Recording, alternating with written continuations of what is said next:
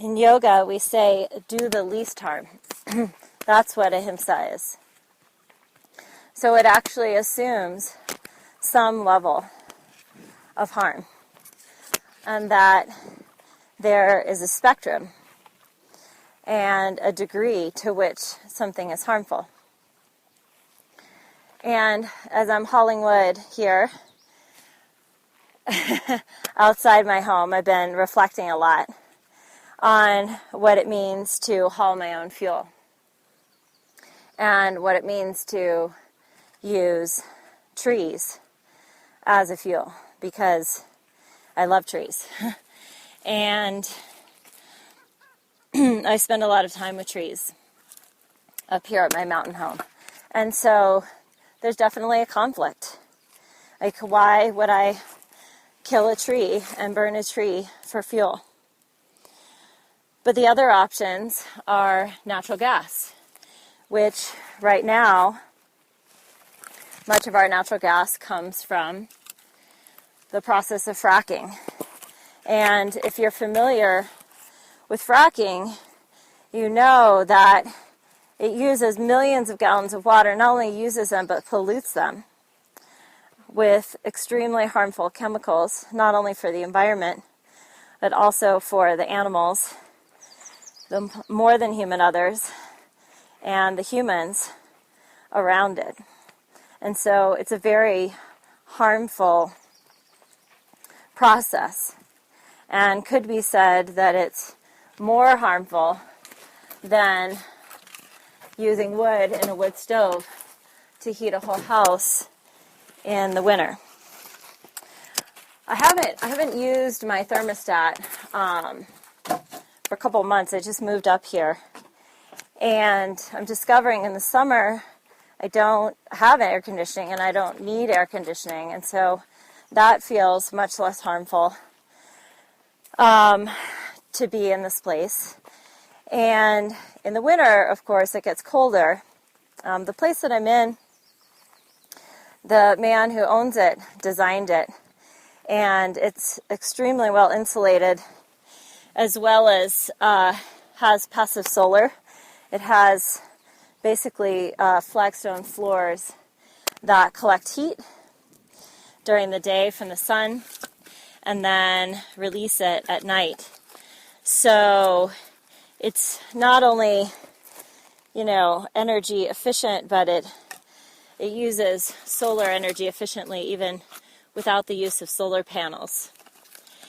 And I like living here, and I like knowing that. And it's interesting being out here and I can carry about 4 pieces of firewood at a time.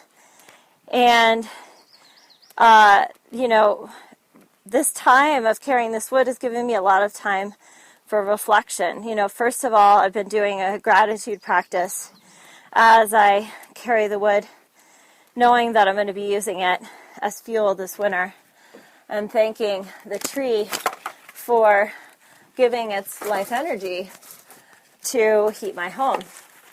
And the other thing that's curious is I've been reflecting on how it might be, when I start using my wood stove, and the thought that goes into, the more wood I use, the more wood I have to carry.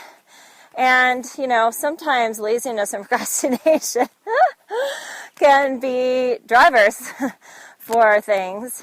And I imagine that thought will be on my mind, as well as purposely wanting to conserve energy for energy conservation's sake. So it's been a good practice. I often find that some of the most spiritual practices are some of the most simple and ordinary and mundane. Sometimes we're looking for these extraordinary, what we believe are extraordinary practices and experiences. And the truth is that the ordinary is extraordinary.